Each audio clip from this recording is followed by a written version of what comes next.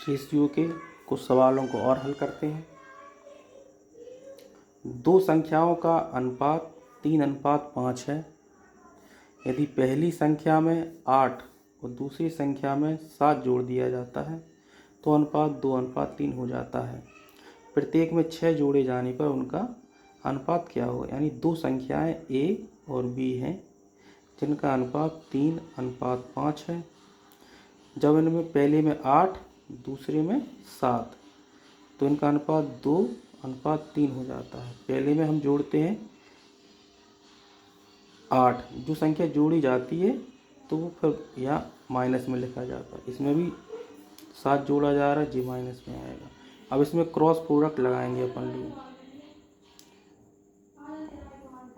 3 का 3 में गुणा करेंगे, 3 त्रिका 9, 5 दूनी 10, यानी 10 माइनस के 9। ठीक है, ऐसे इसमें करेंगे। 7 दूनी 14, 8 तिया 24, 24 माइनस के 14। इधर बचेगा 1 और 10, यानी 1 यूनिट की वैल्यू 10 आ गई। तो अपन को 3 और 5 की निकालनी, तो 3 यूनिट बराबर आ जाएगा 30 और 5 यूनिट बराबर आ जाएगा 50। अब वो कह रहा है कि प्रत्येक में 6 जोड़े जाने पर, तो अनुपात हो जाएगा 30 प्लस के 6, 50 प्लस के 6, यानी कि 36 रेशियो 56।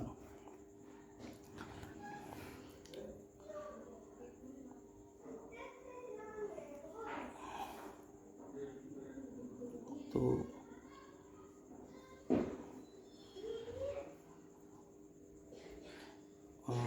ये हो जाएगा अपना अनुपात 9 से 4 से कट जाएगा। 4 9 36, 4 कम 4, 4 चौको 16। डी अपना आंसर आ जाएगा। अगला सवाल करते हैं। जब x को 21, 22, 60 और 64 प्रत्येक में घटाया गया तो इस क्रम में प्राप्त संख्या अनुपात में है, यानी समानुपात में है। x+1 7x+8 के बीच मध्यानुपातिक क्या है। पहले हम इसमें x का मान ज्ञात कर लेंगे, फिर x का मान इसमें रख देंगे, इसमें रख देंगे, और फिर बीच का मध्यानुपात ज्ञात करेंगे। तो x का मान ज्ञात करने के लिए हम क्या करेंगे, जैसे 21 और 22, 60 और 64, इनका अंतर कितना है, 1 का। इनका अंतर कितने का है, 4 का। ठीक है, और इनका अंतर कितना है, 3 का। हम क्या करेंगे, इस 4 का गुणा इसमें करेंगे और इसका गुणा इसमें करेंगे। ठीक है, गुणा करेंगे अपन। तो 4 का गुणा 21 में करेंगे, 3 यूनिट की वैल्यू आएगी 21 चौको 84, और 1 का गुणा 60 में करेंगे तो 60 आए, यानी 60 पहले 84 माइनस के 60, तो 3 यूनिट की वैल्यू आ जाएगी 24। तो 1 यूनिट की वैल्यू आ जाएगी 8, 1 यूनिट की वैल्यू 24/3, यानी कि 8। जी x बराबर होगा, x बराबर आ गया 8। अब x का मान इसमें रखेंगे तो जी 9 हो जाएगा, यानी a बराबर आ गया 9, b बराबर यहाँ 8 रख देंगे अपन, 7 8 56 और 8 63 आ जाएगा। तो मध्यानुपात निकालने के लिए रूट ए बी, तो रूट ए बी करेंगे तो 9 गुणा 63,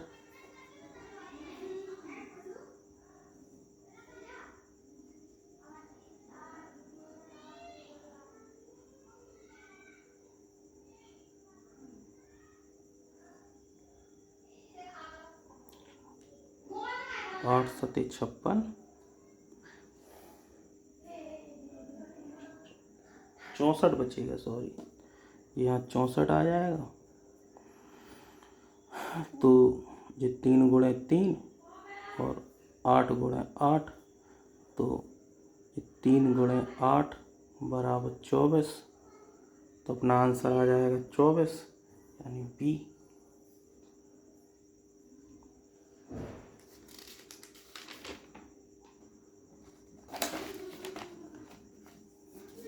इसको हल करते हैं। 120 को इस तरह से दो हिस्सों में विभाजित किया जाता है कि पहले का 7वां भाग और दूसरे का 5वां भाग 5:17 के अनुपात में है। दूसरे का भाग ज्ञात कीजिए। हम मान लेते एक ए है, तो ए का 7वां भाग, और बी का एक बी है, तो बटे इसका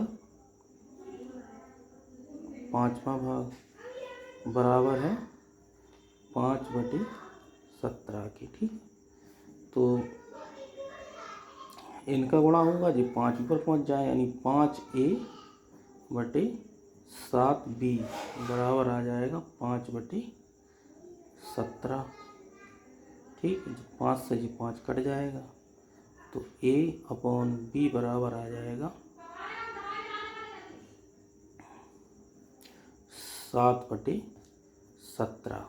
ठीक है, और a प्लस बी यानी 17, 17 प्लस के 7 24, यानी 24 यूनिट की वैल्यू 120 है। 1 यूनिट की वैल्यू 120/24, तो ये 10, 2, 5 यानी कि 5। 1 यूनिट की वैल्यू आ गई 5, तो हमें दूसरा मान ज्ञात करना है, यानी कि 17 का 17 × 5 बराबर 85। 85 हमारा आंसर हो जाएगा। अगला सवाल हल करते हैं।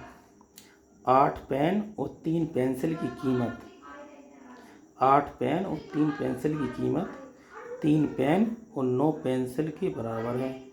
हम मान लेते हैं कि एक पेन की कीमत x और एक पेंसिल की कीमत y है, तो 8x प्लस के 3y बराबर 3x प्लस के 9y जी बराबर है। एक पेन की कीमत का एक पेंसिल की कीमत से अनुपात ज्ञात करना है। तो हम देखो 8x जी है, 3 घटा देंगे इसमें, तो जी 5x बचेंगे। ये 3y इधर चले जाएंगे, तो ये 6y बचेंगे। तो x/y बराबर आ जाएगा 6/5, यानी एक पेन की कीमत 6, एक पेंसिल की कीमत 5, यानी 6 और 5 जी अपना आंसर आ जाएगा।